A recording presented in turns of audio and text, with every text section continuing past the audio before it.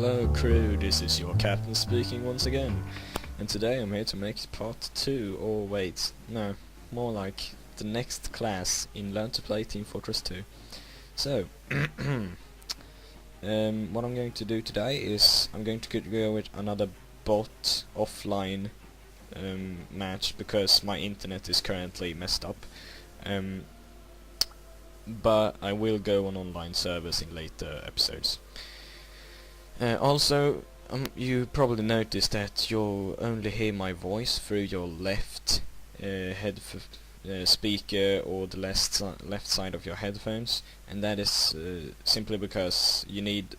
I'm recording this in mono sound, and you need a mono to stereo adapter to make this stop. And if it is like that, if it is so that I continue making these videos and it goes well, I will buy one of those, so don't worry. Okay, so let's continue on then. So today we're going to have a look at yeah, you know how control points work now. Today we're going to look at King of the Hill.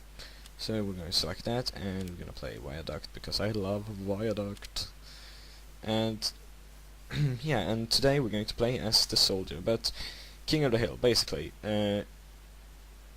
the game starts out and nobody can capture the hill for like 10 seconds, and then after 10 seconds the hill becomes capturable, and the first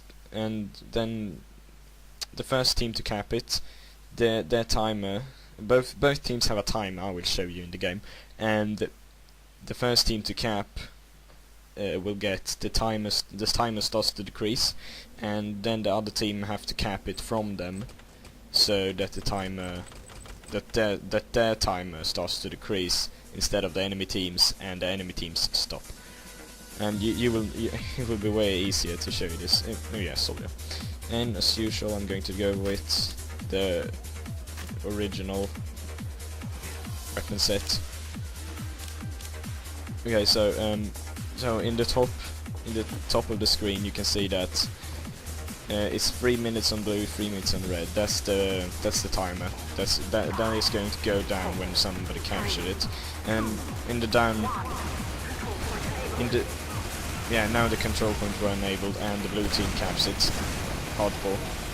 So yeah, and now you can see in the top that it's their timer is decreasing.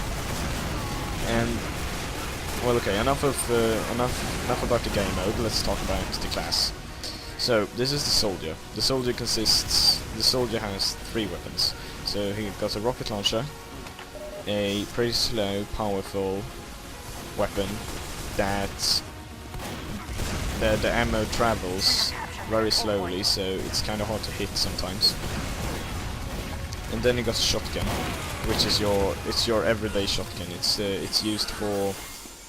It's used the same for the engineers as their main, and it's also used for the pyro as the second.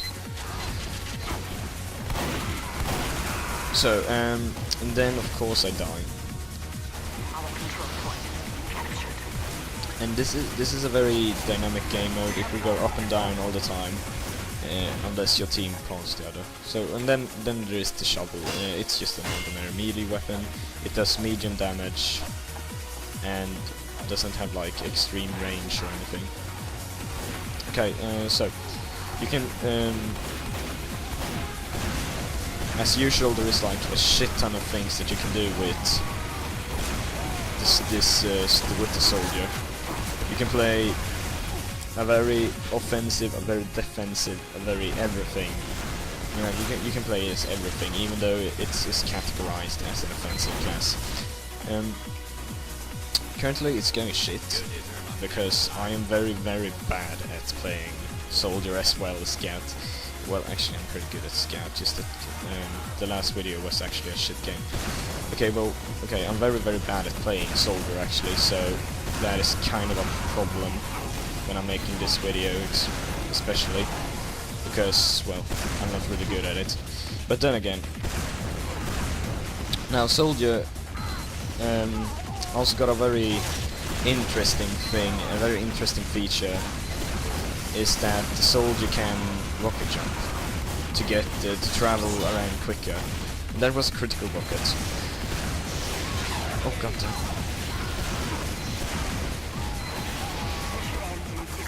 Oh crap, they're pawning us.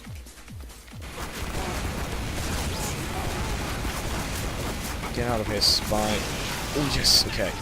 Now, of course, we got an Uber charge. We're going for this. Oof, that was in the last second, seriously. And then always destroy the dispensers, because the dispensers are that's where they get the metals. And metal is basically the unbuilt. The metal is like the unbuilt sentries, so think of the metal as sentries. Always get rid of the metal, and also get rid of teleporters, because teleporters are such a pain in the ass. Okay, now the soldier can rocket jump, as I said, and you do that by jumping and shooting a shot beneath you. You can also crouch to make it better. Yeah, rocket jump higher, so since the soldier is actually a slower class than most, rocket jumping is a very good way of like getting over. You can get a bit over the battlefield and see what is happening, and also you can travel around very quickly. So that's the. But then again, you can take a lot of damage from rocket jumping. Though there are weapons that are just made for rocket jumping, so you won't take any damage at all. And then there are like boots that make you take less damage from your rocket jumping. And I think that is pretty much it about the soldier. Always remember to aim a bit. Always remember to aim a bit ahead of your targets, and try not to shoot the targets that are too close to you, because you will damage yourself. The shotgun, just use it when you run out of ammo or need to reload. And also remember, switching weapons is quicker than reload, especially for the rocket launcher.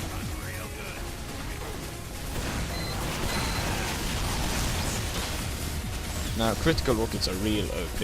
As you see, that just did 200 damage there. That's almost.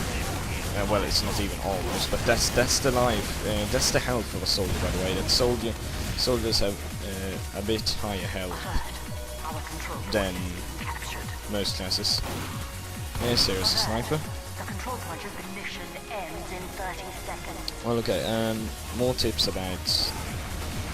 tips about actually any class. Never ever be one of those noobs that run around with the melee weapon only, and I'll be like, oh my god, I'm so good. I'm like, this is COD. I can one hit with my shovel. And that is not the case. You will get so stomped if you run around with your spade out. Okay, so for some things that is very, very valuable to know, like different sayings, is rockets. Those are critical rockets. Rocket jumping, as you know what that is, I showed you. And then we go. Is there any more actually? Troll, yeah, but that is obviously it's just a mix between troll and soldier, and I think that is about it. So thank you very much for watching. This has been MC Captain J5, bringing you a noob-free world, hopefully. So that was everything for me. Watch the next one. Bye.